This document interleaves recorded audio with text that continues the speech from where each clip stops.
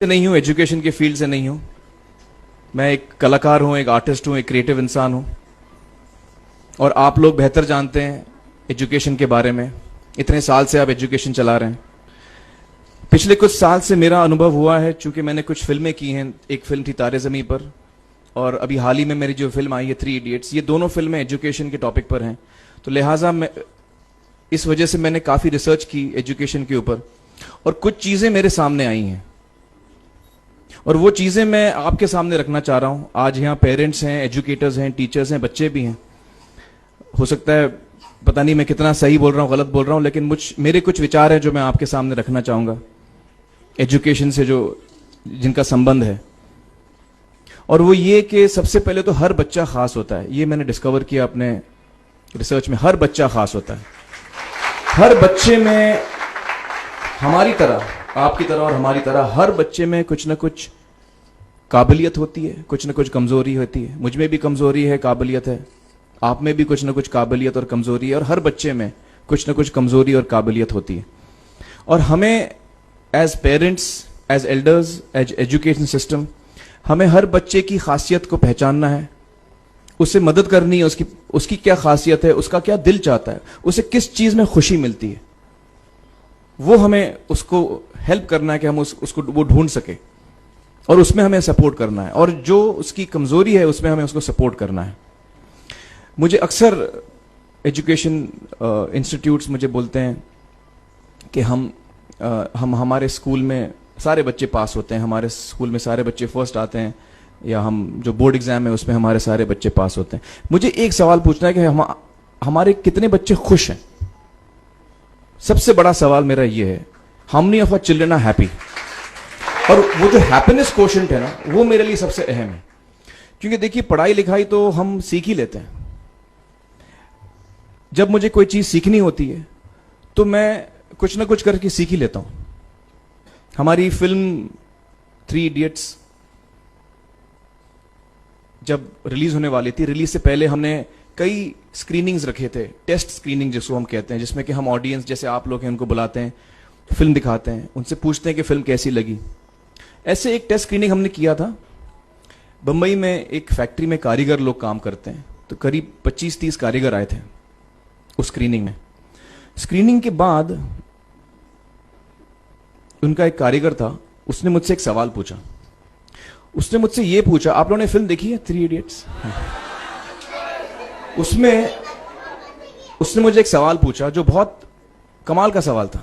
उसने मुझे ये सवाल पूछा कि सर, पिक्चर के अंत में हमें पता लगता है कि आप तो रणछोड़ दास थे ही नहीं, रैंचो तो थे ही नहीं आप, तो सर्टिफिकेट तो आपको मिला नहीं, वो तो जावेद जाफरी को मिल गया। तो आप इतने बड़े साइंटिस्ट कैसे बन गए?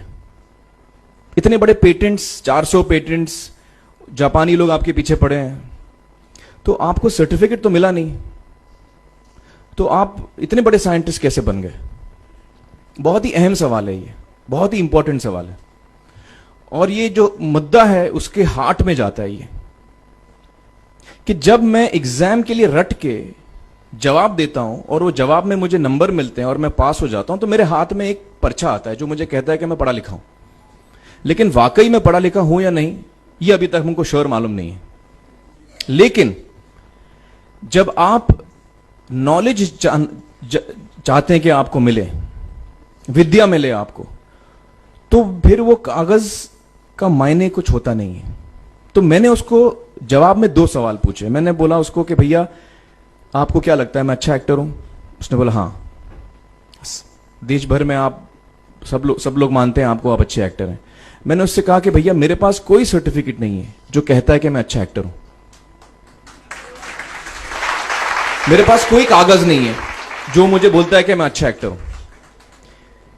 मैंने फिर उससे एक सवाल पूछा कि मैंने सुना आप बहुत अच्छे कटर हैं, आपके जो बॉस मुझे बताते हैं कि आप उनके मेन कटर हैं और आपकी बड़ी इज्जत करते हैं वो। आपके पास कोई पर्चा है, सर्टिफिकेट है जो मुझे बताता है कि आप कटर हो? उसने बोला नहीं सर। तो मैंने बोला आपका जवाब आपको इधर ही मिल गया। Education is beyond marks, education is beyond grades, education is what you learn.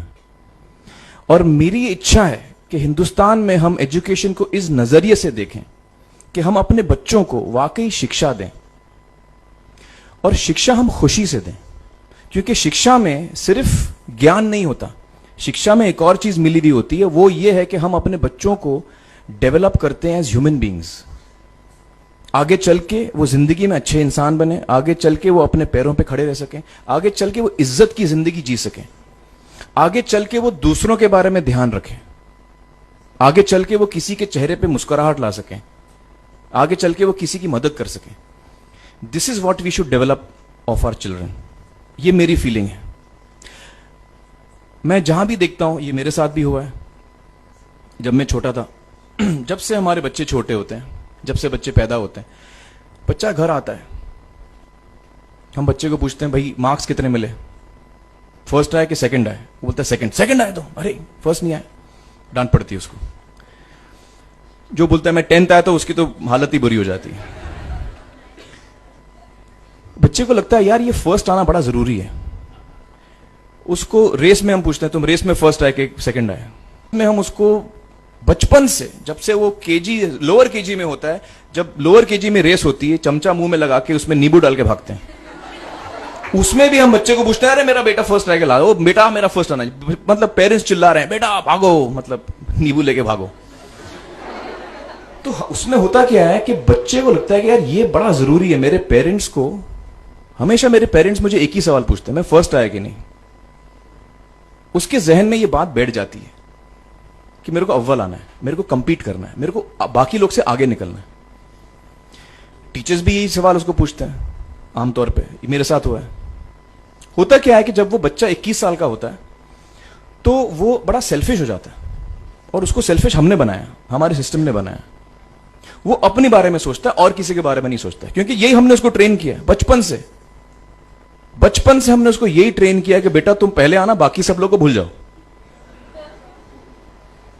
तो जब वो नौजवान बनता है तो उसका नजरिया सोसाइटी की तरफ यही हो जाता है कि भैया मुझे आगे बढ़ना है, बाकी सब बाय हुक और by crook I must succeed, I don't care about anybody else. मेरा ये दिल कहता है, मेरा ये दिल चाहता है कि अगर हम जितने यहां पेरेंट्स हैं, एडल्ट्स हैं, यंगस्टर्स हैं जो कल जाके पेरेंट्स बनेंगे, अगर हम अपने बच्चों को ये सीख दें जब वो छोटे हैं, जब वो घर आए हम उसको ये सवाल पूछें, ये नहीं पूछें कि मार्क्स कितने मिले, उसको ये पूछें कि बेटा आज तुमने किसकी मदद की, आज तुमने किसके चेहरे पे मुस्कुराहट लाई। अगर हम उसको ये पूछें तो उसको ये लगेगा कि यार जरूरी ये है। मेरे पेरेंट्स मुझे हमेशा ये पूछते हैं, मार्क्स का तो कभी पूछते नहीं, वो मुझसे ये पूछते हैं कि भैया तुमने किसको हेल्प किया आज। तो हेल्प करना लोगों को, लोगों के बारे में सोचना, लोगों के चेहरे पे मुस्कुराहट लाना, ये मेरे पेरेंट्स के लिए बड़ा इंपॉर्टेंट है। साइकोलॉजिकली वो इस चीज के साथ बड़ा होगा। स्कूल वही जाएगा, पढ़ाई लिखाई वही करेगा, वो उसका नजरिया थोड़ा बदल जाएगा। जब वो बच्चा नौजवान बनेगा, 21 साल का होगा, और सारे बच्चे उस उम्र के जब 21 साल के होंगे, हमारी सोसाइटी चेंज हो जाएगी।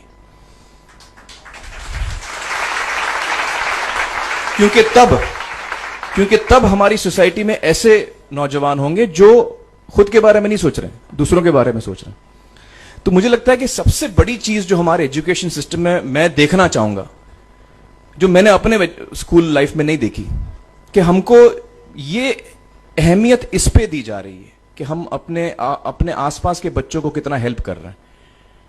ये एक बहुत बड़ी तब्दीली अगर आ जाए तो मुझे लगता है कि हमारा देश बहुत सुधर सकता है, बहुत बदल सकता है। हम बहुत